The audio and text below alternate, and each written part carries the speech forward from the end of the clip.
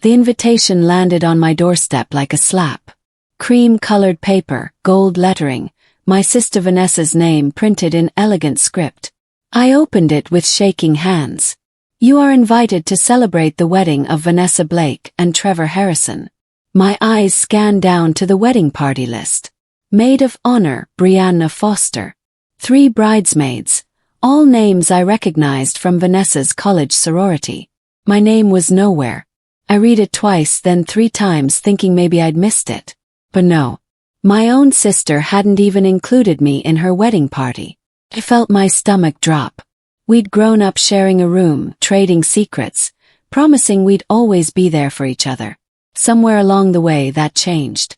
Vanessa became the golden child, the successful one, the daughter our parents bragged about at dinner parties. Became invisible. But this was different.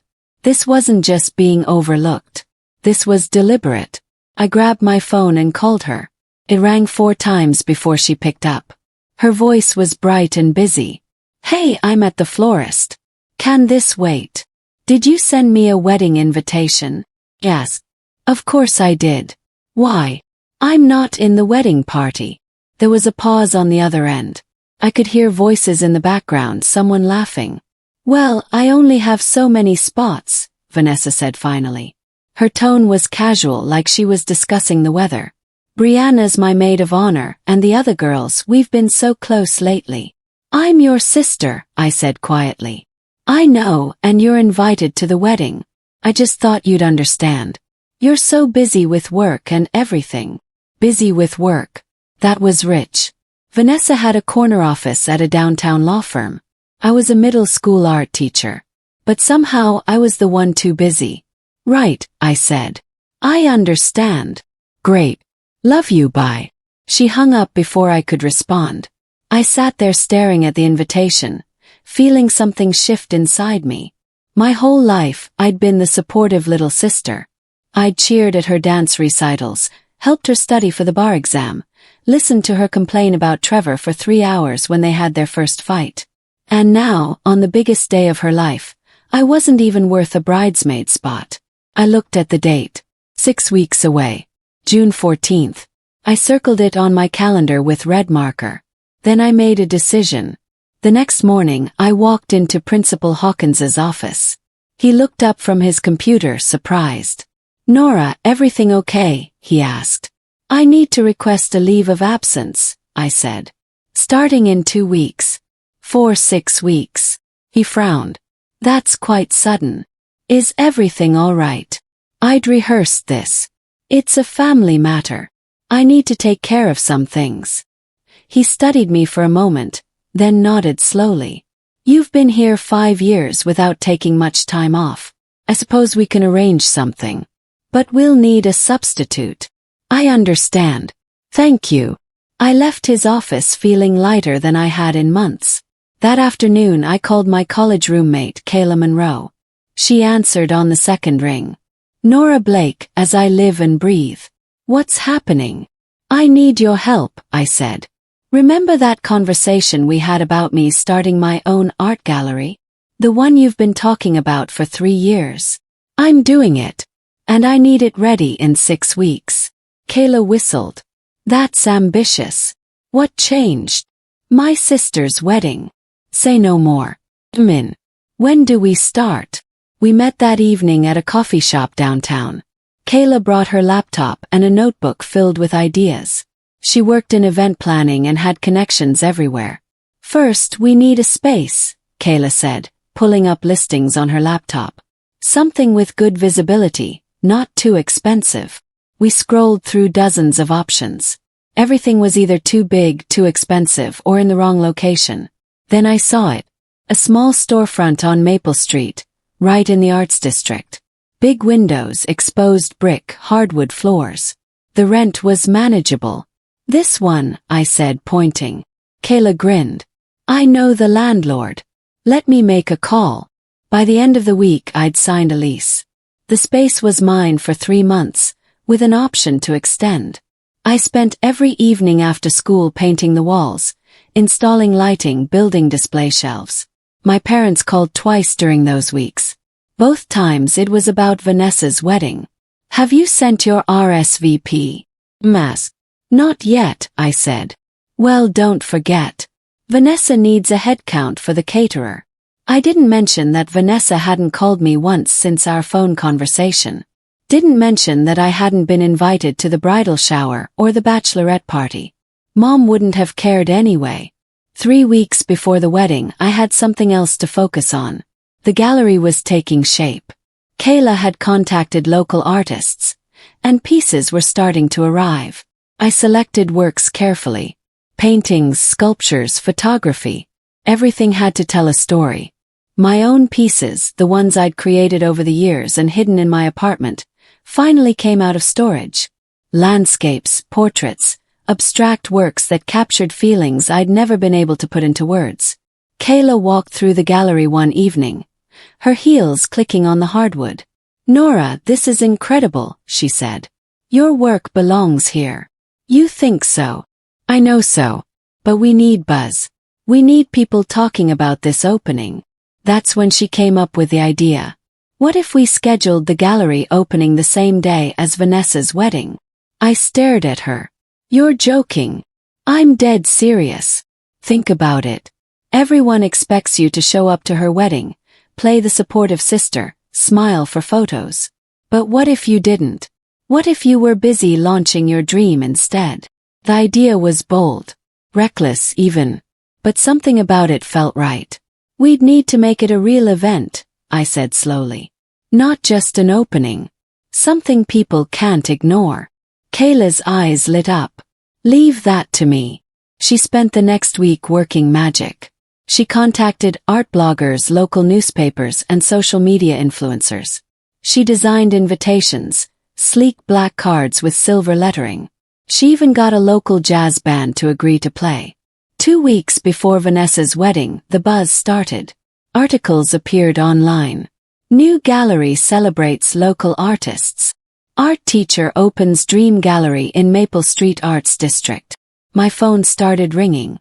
Fellow teachers, old friends, even some of my students' parents. Everyone wanted to know about the gallery. Everyone except my family. Mom called once, but only to ask if I'd picked up my dress for the wedding. I hadn't. I'd bought a different dress, a deep blue gown that looked professional and elegant, perfect for a gallery opening.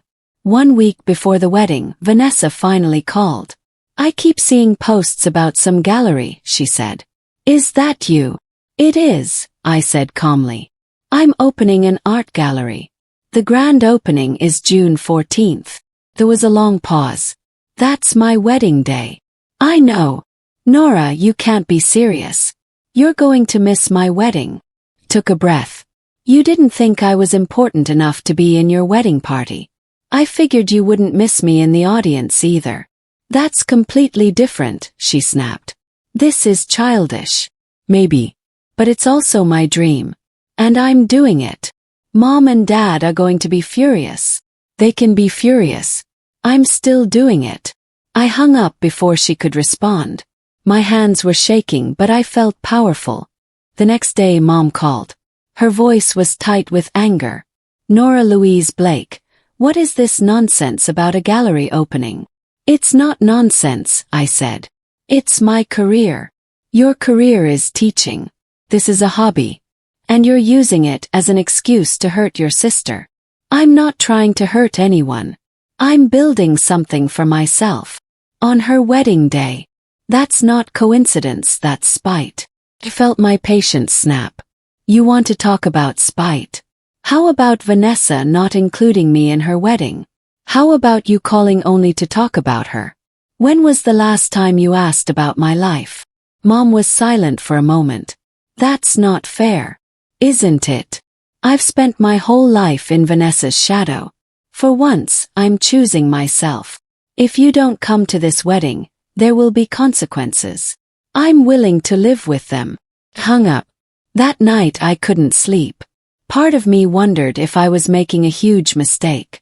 But another part, the part that had been quiet for too long, knew this was right. Kayla came by the next morning with coffee and encouragement. "Having second thoughts?" she asked. "A few," I admitted. That's normal. But Nora, look around. Look at what you've built in 5 weeks. This is real. This matters. She was right. The gallery was beautiful. My dream made solid. The final week before the wedding was chaos. I finalized the gallery details during the day and finished last-minute touches at night. Kayla handled the catering, confirmed with the musicians, and sent out final reminders to the press. My phone buzzed constantly with messages from family members. Aunts, uncles, cousins. Everyone had an opinion about my decision. Most of them thought I was being selfish. A few, mostly the younger cousins, said they understood. My brother Leo called on Wednesday. I heard about the gallery, he said. That's pretty cool, actually. Thanks, I said, surprised. Leo was usually on Vanessa's side. I also heard you're not coming to the wedding. I'm not. Mom's losing her mind. Vanessa's crying to anyone who'll listen. Dad's not speaking to you. I figured. For what it's worth, I get it. Vanessa's been pretty terrible to you lately. That meant more than he knew. Thanks, Leo. I'll still be at the wedding. But I wanted you to know I don't think you're wrong. Thursday night, 2 days before the wedding, Vanessa called one last time. Her voice was different. Not angry but tired. Nora, please. I'm asking you as your sister. Don't do this. I have to, I said quietly. I've supported you my whole life. This once, I need to support myself. What about family? She asked. What about it? You made it clear I'm not important enough to stand beside you. So I'm standing somewhere else. I didn't mean it like that. How did you mean it? She didn't answer. I hope your wedding is beautiful, I said. And I hope someday you understand why I couldn't be there. I won't forgive you for this. I know. I hung up and turned off my phone. Friday was a blur. Final preparations at the gallery, a last run-through with Kayla, a quick interview with a local news station. By evening everything was ready. The gallery gleamed. My artwork hung on the walls, each piece positioned perfectly. The catering was set, the band had done their sound check, and over 200 people had confirmed they were coming. I went home and tried to sleep, but my mind wouldn't stop racing. In 12 hours, my sister would be walking down the aisle without me, and I would be opening the door to my future. I woke Saturday morning to sunshine streaming through my window. Wedding day. Gallery day. I made coffee and sat by the window, watching the city wake up. My phone was still off. I didn't want to see the messages, the guilt trips, the last-minute attempts to change my mind. At 10 o'clock, Kayla knocked on my door. She was holding a garment bag and a makeup kit. Time to get you ready, she announced. She did my hair in soft waves and my makeup subtle but elegant. The blue dress fit perfectly. When I looked in the mirror, I barely recognized myself. I looked confident, powerful, like someone who knew her worth. We arrived at the gallery at noon. The wedding was at 2. I'd timed it so they wouldn't overlap completely. Just enough that everyone would know I'd made a choice. The band arrived first, setting up in the corner. Then the caterers with trays of appetizers and champagne. Kayla checked everything twice, her planner's brain in overdrive. You ready? She asked. As ready as I'll ever be. People started arriving at 1 o'clock. Fellow teachers, artist friends, people I'd met through Kayla. The gallery filled with conversation and laughter. Someone from the local newspaper took photos. An art blogger interviewed me about my inspiration. By 1:45 the gallery was packed. And that's when I saw them. My parents. They stood in the doorway, dressed in their wedding attire. Mom in a lavender dress. Dad in his best suit. For a moment no one moved. Then Dad stepped forward. We came from the wedding, he said quietly. My heart pounded. I thought you'd be there for the ceremony. We were, Mom said. Her voice was softer than I expected. We saw Vanessa walk down the aisle. But then we left. I couldn't believe what I was hearing. Why? Dad looked around the gallery, at the artwork on the walls, at the crowd of people celebrating with me. Because we realized we should have been here all along, he said. We've spent so many years focused on Vanessa's accomplishments that we forgot you had dreams too. Mom stepped closer. Her eyes were wet. I'm sorry, Nora. I'm sorry we made you feel invisible. What you've built here, it's incredible. I felt tears stinging my eyes. I didn't do this to hurt Vanessa. I did it because I needed to prove something to myself. We know, Dad said. And you did. We're proud of you. The three of us stood there, years of hurt and misunderstanding hanging in the air between us. Then Mom pulled me into a hug. Dad wrapped his arms around both of us. For the first time in years I felt seen. The gallery opening was a success. By 4 o'clock, I'd sold 3 paintings and gotten commitments from 2 local businesses to display my work. The jazz band played until 6, and people lingered, not wanting the afternoon to end. Kayla found me around 5:30, grinning from ear to ear. You did it, she said. You really did it. We did it, I corrected. I couldn't have done this without you. What's next? I don't know. But for the first time in my life, I get to decide. That evening, after everyone left, I sat alone in the gallery. The space felt different now. Not empty but full of possibility. My phone was still off, sitting in my purse. I knew eventually I'd have to turn it on and face whatever messages waited. But not yet. I wanted to hold on to this feeling a little longer. The feeling of choosing myself.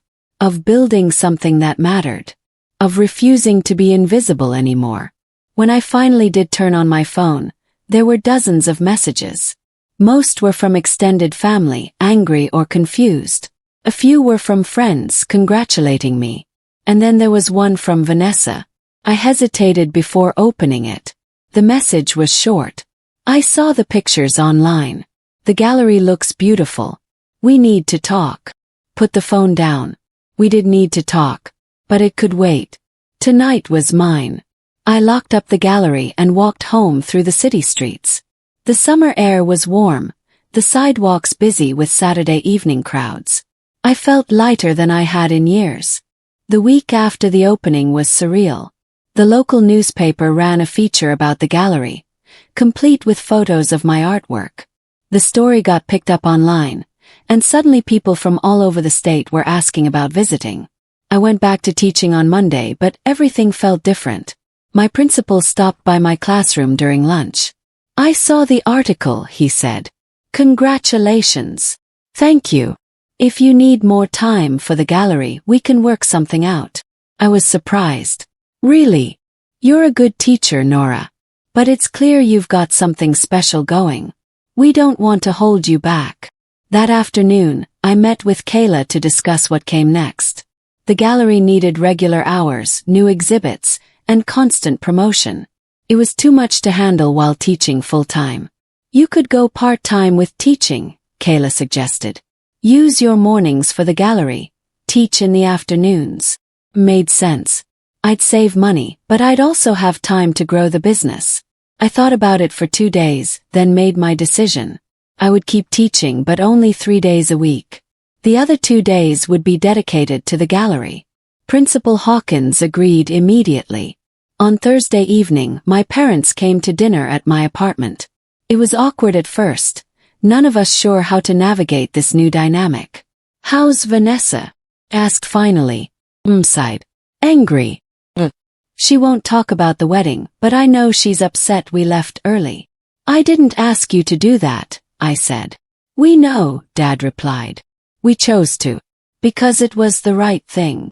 Have you talked to her about why she left me out? Yes. Mom looked uncomfortable.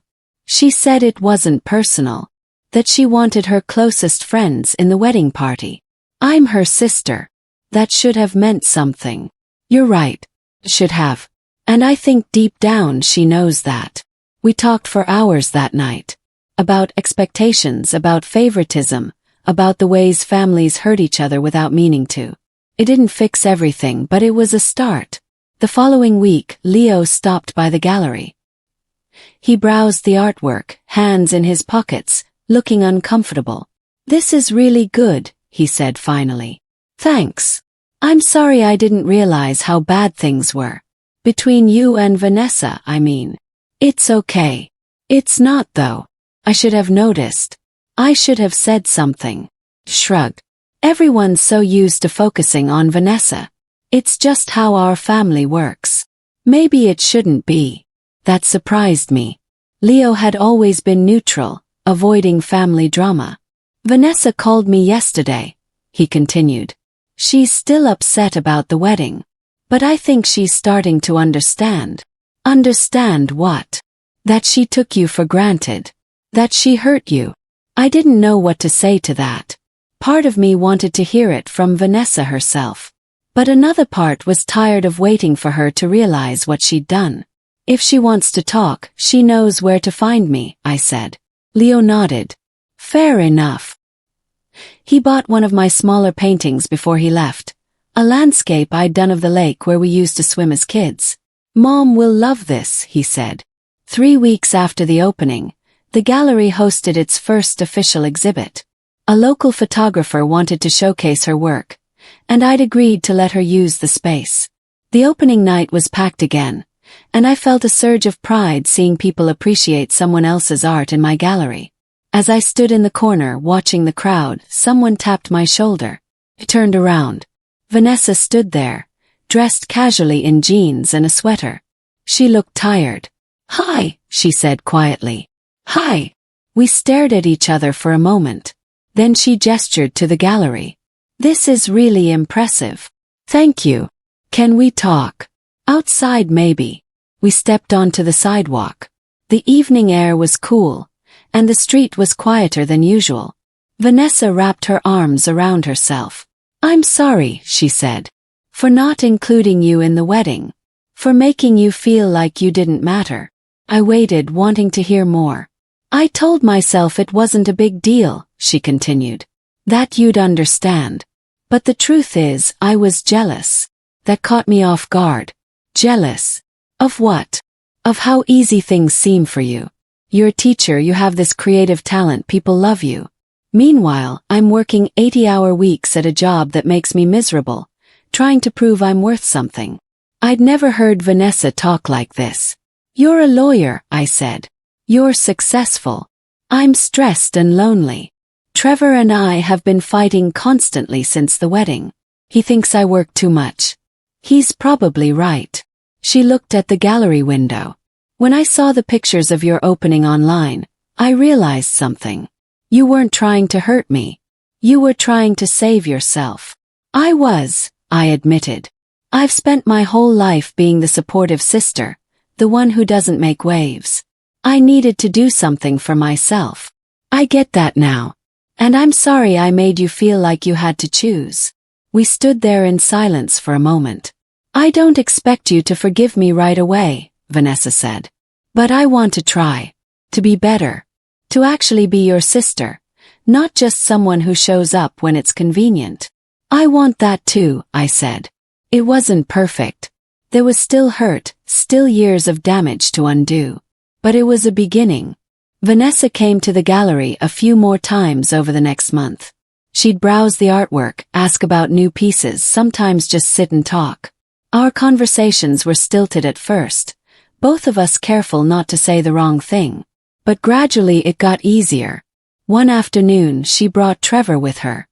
He was quieter than I remembered, more serious. Vanessa's told me a lot about the gallery, he said. It's really impressive. Thanks. She also told me about the wedding. About why you weren't there. I glanced at Vanessa. She looked uncomfortable. I want you to know, Trevor continued. I didn't realize you weren't in the wedding party until the day of. If I'd known, I would have said something. That was unexpected. Really? Vanessa's told me how important you are to her. You should have been standing up there. Vanessa looked at her hands. I made a lot of mistakes. We all do, I said. By October, the gallery was thriving. I'd hired a part-time assistant to help manage the space, and we were booking exhibits months in advance.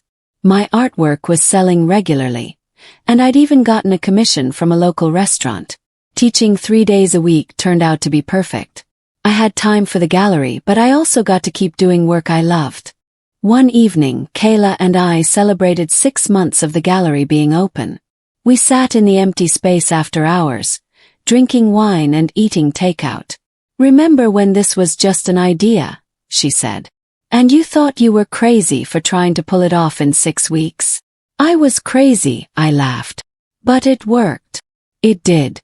Because you were brave enough to choose yourself." Thought about that.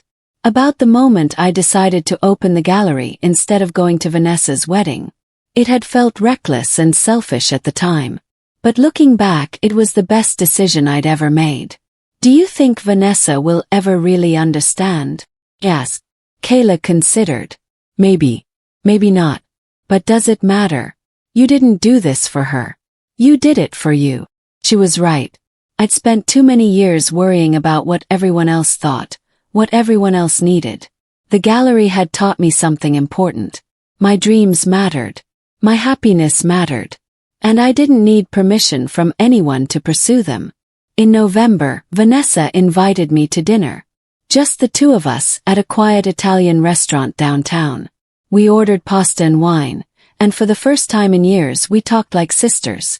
Not about family drama or old hurts, but about life. About her struggles at work, about Trevor, about my plans for the gallery. "I've been thinking about quitting the firm," she said quietly. "Really? I'm miserable. I've been miserable for years, but I kept telling myself it would get better. That I just needed to make partner. And now I'm realizing that making partner won't fix anything. I'll just be more miserable with a better title." I understood that feeling better than she knew. "What would you do instead?" "I don't know. That's the scary part. I've defined myself by this career for so long. I don't know who I am without it." "Maybe that's okay," I said. "Maybe not knowing is the first step to figuring it out." She smiled, but it was sad. "When did you get so wise?" "When I opened a gallery 6 weeks before your wedding and nearly gave Mom a heart attack." We both laughed. Felt good. Natural. Like maybe we were finding our way back to each other. Over the next few months, Vanessa and I talked more. Real conversations, not just surface-level small talk. She started coming to the gallery regularly, helping with events, even bringing her lawyer friends who bought artwork. In March, she made a decision. She quit the law firm. Mom nearly had a breakdown, but Dad, surprisingly, supported her. "Life's too short to be miserable," he told her. Vanessa took a few months off to figure out what she wanted. She traveled, took up painting, spent more time with Trevor. They seemed happier, more relaxed. By summer, she'd made another decision. She wanted to go back to school for art therapy. "I've always been interested in psychology," she explained. "And watching you with your art, seeing how it helped you, I realized I want to help other people find that too." I was proud of her. It took courage to start over, to admit the path you'd chosen wasn't working. The gallery's 1-year anniversary was in June.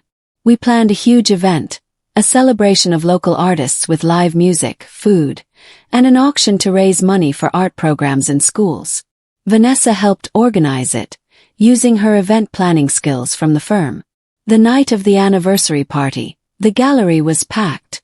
Artists, students, community members, even some of my old colleagues from school.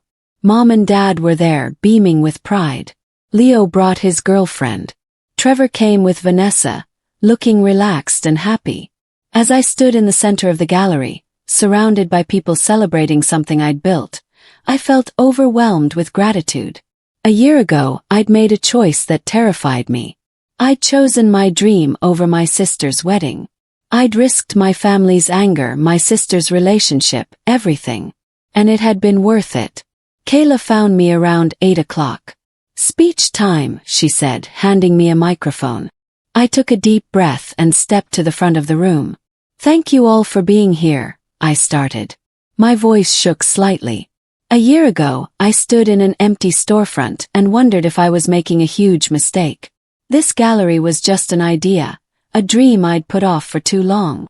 I looked around the room at all the faces watching me. Opening this gallery meant making hard choices. It meant disappointing people I loved. It meant risking everything for something that might fail. My eyes found Vanessa in the crowd. She was watching me, tears streaming down her face. But it also meant choosing myself.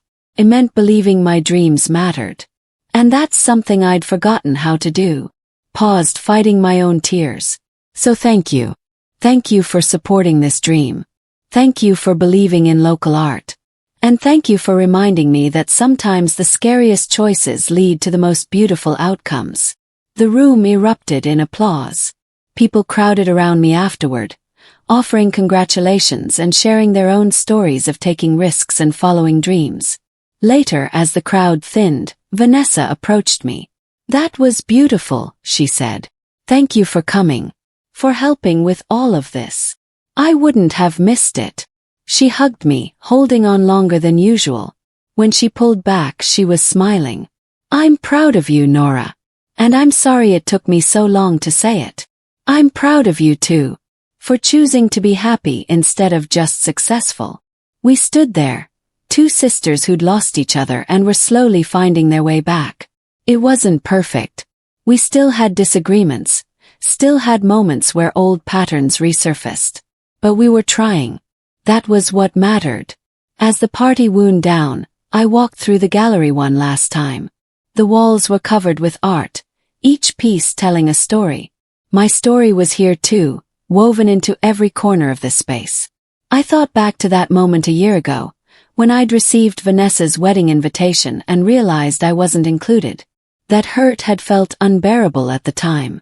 But it had also been a gift. It had forced me to ask myself what I really wanted. And then it had given me the courage to go after it. I'd learned something important over the past year. You can't wait for other people to see your worth. You have to see it yourself. You have to believe you deserve to take up space, to chase dreams, to choose yourself. Sometimes that means disappointing people. Sometimes it means making choices that seem selfish or reckless. But sometimes those choices are the ones that save you. The gallery closed at midnight. Kayla and I cleaned up, taking down decorations and packing leftover food. "Another successful event," she said. "Thanks to you. We make a good team. The best." I locked up the gallery and walked home through the quiet city streets. Tomorrow I'd be back. There were artists to meet with, exhibits to plan, dreams to chase. But tonight I let myself feel satisfied, content, happy. When I got home, I found a package waiting outside my door. Inside was a framed photo from Vanessa's wedding. She and Trevor, smiling in front of the flower arch. On the back she'd written a note. "I wish you'd been in this photo. But I understand why you weren't. Love you always, V." I set the photo on my bookshelf, next to a picture of the gallery on opening day. 2 moments, 2 choices, 2 different paths. Both important. Both part of my story. Over the next few months, life settled into a comfortable rhythm. The gallery continued to grow, attracting more artists and more visitors. My teaching job remained fulfilling, my students constantly surprising me with their creativity. Vanessa started her graduate program in the fall. She was nervous but excited, finally pursuing something that made her happy instead of something that looked impressive. We had lunch together every few weeks, slowly rebuilding the relationship we'd lost. Mom and Dad made more effort to be present in my life. They attended gallery events, asked about my work, treated my accomplishments as something worth celebrating. It wasn't perfect, but it was better. One October evening, I was working late at the gallery when Vanessa stopped by. She had paint on her hands and looked exhausted but happy. "How was class?" "Yes. Amazing." We did this exercise where we had to express anxiety through abstract art. I painted this chaotic mess of colors, and somehow it helped. That's what art does. It gives feelings a place to exist outside of us. She sat down on one of the benches. "I've been thinking a lot about the wedding. About what happened. Vanessa, we don't have to." "I know. But I want to. I need you to understand something." I sat down beside her. "When I left you out of the wedding party, it wasn't because you weren't important. It was because I was scared." "Scared of what?" "Scared that you'd see how unhappy I was. You've always been able to read me, even when I'm lying to myself. I knew if you were up there with me, you'd see through the perfect wedding facade to how miserable I actually was. I hadn't expected that. I was working a job I hated, marrying a man I loved but barely saw, trying to live up to everyone's expectations. And you'd given up so much to support me. I couldn't face you and admit I was making a mistake. You weren't making a mistake. You love Trevor. I do. But I was making mistakes about everything else. And I was too proud to admit it. So I pushed you away instead. She wiped her eyes. When you chose the gallery opening over my wedding, I was furious. But also relieved. Because it meant you'd finally chosen yourself. It meant maybe I could too. I'm glad you did. Me too. She stood up, looking around the gallery. You know what's funny? If you'd come to the wedding, if you'd been in the wedding party, I probably would have kept pretending everything was fine. I would have stayed at that law firm, stayed miserable, stayed stuck. And now I'm painting at midnight, covered in acrylics, happier than I've been in years. Smiled. Good. We hugged goodbye and I watched her leave. Then I turned back to the gallery, to this space I'd created out of hurt and hope and stubborn determination.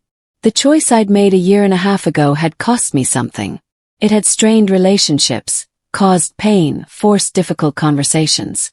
But it had also given me something invaluable. It had given me myself back. As I locked up for the night, I thought about that wedding invitation that had started everything. The moment I'd realized I was invisible in my own family. That moment had broken something in me. But it had also awakened something. And I would never be invisible again.